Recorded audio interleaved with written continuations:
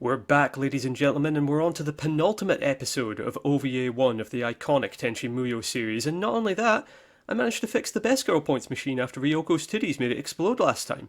It's made out of the bones of ground-up weebs. I think we can all agree that Tenchi's had a tough time of it lately. He's been kidnapped, shot at, blown up, beaten up, and felt up in equal measure. It's about time the poor kid had a damn break, I tell you, and what better way to facilitate that than with yet another fucking bath scene. Yes, ladies and gents, we wasted an entire episode on nudie antics last time, but our friends over at AIC just couldn't help themselves. They just had to see Ryoko naked again. Understandable. I personally cannot live if I don't see Ryoko naked at least 53 times a day. I don't care what my doctor says or how much blood is in my semen. I'm a man of culture, damn it. So while Tenchi is busy picking carrots to satisfy the hunger of the bringer of death, Ryoko lounges around delightfully naked in the anti-gravity hot spring that now exists for some reason. When Ayeka arrives, Ryoko manages to coax her into drinking sake with her, and naturally, when two women are alone together, what else are they going to talk about other than the men in their lives? The two women proceed to debate over who has the right to jump this teenage boy's bones, and Ayeka's own argument is that her and Tenchi are better suited for each other because they're related by blood. Look, I get that it's your culture and everything, but here on Earth we know there are consequences for inbreeding. It's called Daniel Larson, and we try not to think about it. This is the worst argument for a sexual relationship since my drunk aunt at a family Christmas gathering when I was 13, and no, I don't want to talk about it. That said, Ryoko's follow-up isn't much better. Her claim to Tenchi's virginity is based on the fact that she has known him since he was a small boy. Why don't you have a seat right over there, please? Okay, I'm being uncharitable. After all, we do get a touching montage of Ryoko as a ghost haunting the cave where she was buried. She watches Tenchi grow up, sees him playing, observes him cooking potatoes, comforts him over the death of his mother, stares directly at his dick as he pees. Entirely wholesome and innocent stuff that no one but the most deviant-minded could interpret badly.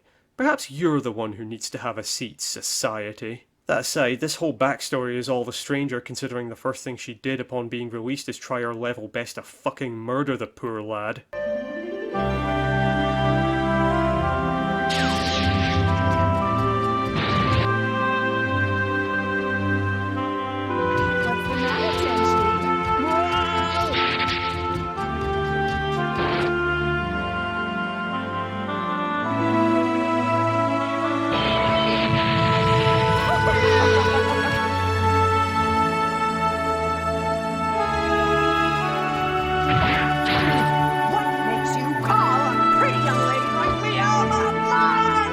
Ayeka mocks Ryoko and muses that it must be annoying for Tenchi to be hit on by a 1,000-year-old cave woman, to which I say it's 2025 and it's called hag-maxing, princess, get with the times. Hey, is it me or did the IQ point average just drop into the pits of hell? But of course, it's our favourite natural disaster detective first-class Mihoshi, and apparently she also has the hots for the teenage boy.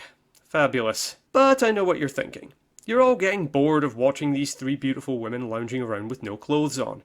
What we need is some masculine influence that isn't just my gleefully sexist commentary. Well, do I have just the guy for you? Ladies and... oh, who am I kidding? No women watch this shit. My fellow men of culture. I present to you the turquoise maestro himself, the shitlord shaitan, the master of misogyny. That's right, it's motherfucking Kagato. Not much info is given about this guy early on other than him being some kind of zealot who makes a habit out of destroying precious cultural artifacts. So basically a one-man space ISIS. Or Kathleen Kennedy. Kagato cracks Ryoko over the head and drags her up a tree, then Mihoshi threatens him with a gun that kind of reminds me of some shitty laser tag toys my brother and I had when we were kids. At least those ones weren't apparently edible. Could you please not eat my gun? Predictably, her pea shooter does nothing against Kagato's terrifying masculinity, so the only thing standing in the way of the girls being dragged up to Kagato's love pad is oh, they're fucked, aren't they? Kagato calls Tenchi gay and tries to take the sword from him, at which point the writers hit us with a twist that absolutely nobody, least of all me, 2 episodes back, could possibly have predicted.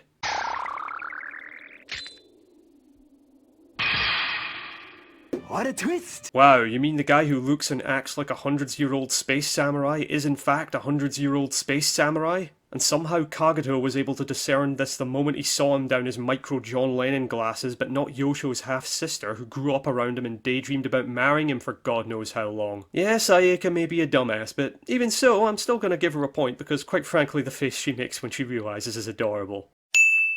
But But once again, I have to stress just how badass Yosho is. He rocks up to the most wanted criminal in the universe JoJo style after he kicked the shit out of his grandson, and when the guy lobs an energy blast at him, he does nothing to dodge it other than slightly turn his head and then mock him for even trying. I'm starting to realise why the literal English title for this show is No Need for Tenchi. There is literally no need for him. If anyone here deserves a harem of young women at his beck and call, it's old swinging dick Yosho and his patented troll foo. I would seriously watch the fuck out of a show based around this guy travelling the universe righting wrongs and pounding poon. Instead we got this.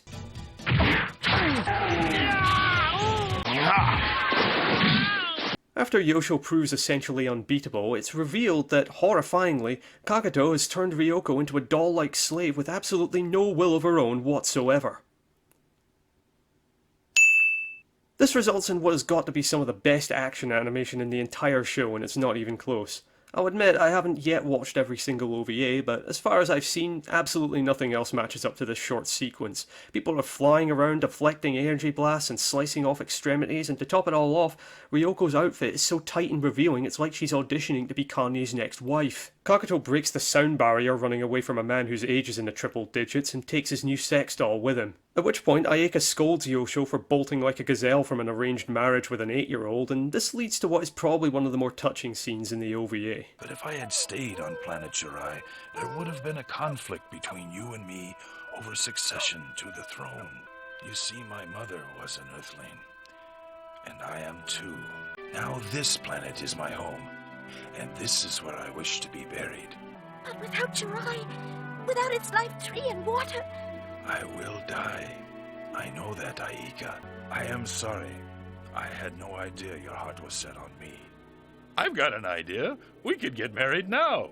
What do you think? Brother, please, something fun! Good old Yosho. After engaging in an intense battle with a space pirate and comforting a distraught young woman, he still finds the time to be an epic troll like he's auditioning to be Kanye's next tweed. Who the fuck is that guy? Oh yes, I almost forgot. Tenchi's in this show. So Tenchi's all like, yo, I'm the Crown Prince of Jirai, no cap. And Yosho's all like, I don't know what that means. Shut the fuck up, pick up that fucking sword and go kick that John Lennon looking motherfucker's cunt in like a real man. So the sword reluctantly accepts Tenchi as its true owner, but there's still a problem. Kagato's in a spaceship, but they don't have a spaceship. Well, it wouldn't be an anime if the cute furry companion didn't turn into a deadly war machine now, would it? So after ryo-ohki painfully shapeshifts into a terrifying battleship, everyone gets on board, narrowly prevents ryo-ohki from glassing a bunch of nearby Vietnamese rice paddy farmers, and then they all blast off into space. Meanwhile, as Kagato finishes BTFOing OnlyFans models on the Whatever podcast, Ryoko sits trapped inside a giant hourglass for some reason, and apparently ryo-ohki can't dodge lasers without being told to do so by a semi-sentient blonde, which leads to what is probably my favourite line in the whole episode. Avoid it. Well, believe me, I'd like to, but I really don't know what I'm doing. Miss Mihoshi, you've condemned us all to death with your incompetence. Here is your best girl point, and may God have mercy on your soul. Although I may have spoken too soon, as Mihoshi saves the day by, and I shit you not, getting ryo-ohki so rat-arsed drunk on sake that her drunken stumbling through the black vacuum of space makes it damn near impossible for Kagato to make a direct hit. Think trying to fistfight Ace Frehley in a darkened room. What do old people smell like? It depends. Thanks, Ace. So Tenchi comes up with the bright idea of attacking Kagato from Ayeka's ship, and I must admit this confused the hell out of me for years. I thought Ayeka's ship was still mouldering at the bottom of the lake. It was only recently upon my 5,000th viewing of this episode that I realised ryo-ohki actually sucked Ayeka's ship up into her asshole like a cam girl's anal bead, and that's why Tenchi can just teleport there. Yeah, I may be a dumbass, but I'm gonna give myself a best girl point because the face I made when I realised was really damn adorable. Ayeka instructs Tenchi to use the Lighthawk wings, which initially do a pretty good job of deflecting Kagato's attacks. That is, until some nebulous Dragon Ball Z nonsense happens and oh shit! Tenchi!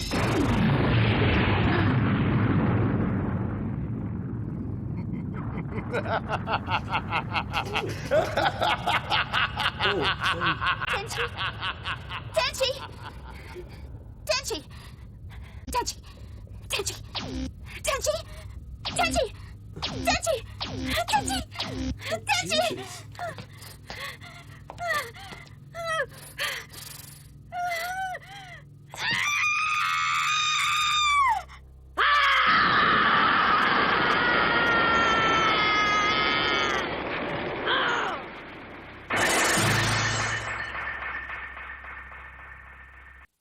Tenchi?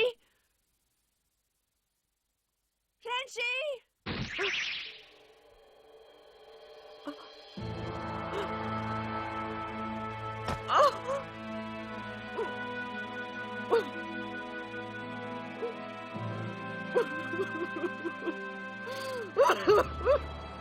You will pay!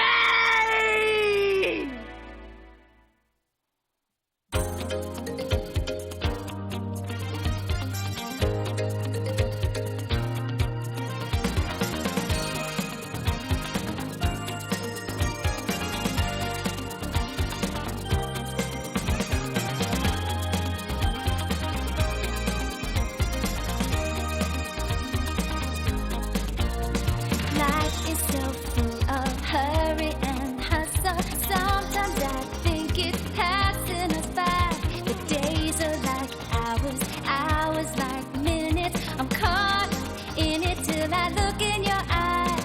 And to my surprise, I find there is a heaven.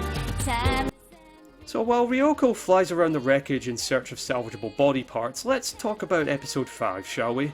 Yeah, I have to admit it's a little weird to only get our antagonist 5 episodes into a 6-episode OVA, but let's face it, the space opera stuff is really more a backdrop for this show. We all know what the actual draw is, and we saw it in the last episode, and at the start of this one. That said, it would have been nice if Kagato had a bit more of a build-up and maybe even some scenes in prior episodes at least somewhat explaining his motivations. As things are, we get some vague bullshit about the greatest power in the universe or something, and as a result, what could be a really cool villain is relegated to a somewhat one-dimensional woman snatcher. I'm aware he has a backstory elsewhere, like in light novels and whatnot, but I'm not reading those, I'm watching the OVAs. Would it kill you to cut out just a bit of the anime titty to make way for some actual plot? And in case you weren't already forming a pitchfork and torch-wielding mob for me for even suggesting that, as much as I love Yosho, yeah, kind of a dick move sending your inexperienced and not nearly as competent teenage grandson up into space to fight someone we've already established you're more than capable of fighting yourself. Yeah, I get it, now's the time to grasp the future, pull up your bootstraps and all that, but it's kinda hard for me to grasp the future or my bootstraps when my arms and hands are all in different parts of the solar system. Shut the fuck up, boomer. And once again, I have to point out just how irrelevant Tenchi can often be in this show. I get that he's supposed to be kinda normal in comparison to everyone else, and that's part of the humour of the show, but would it kill them to make him a little more competent and heroic?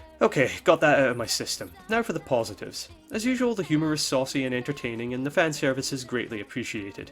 As previously stated, the animation for the fight scene at the tree is superb, and the imagery is striking and extremely memorable.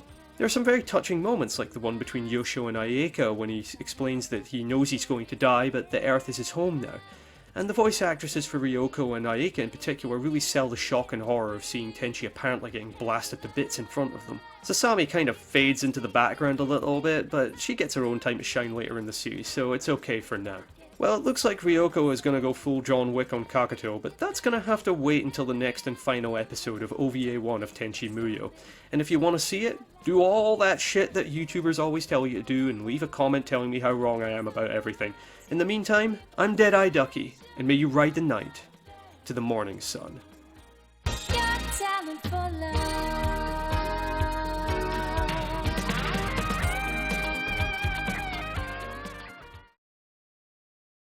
What will it take to get that power?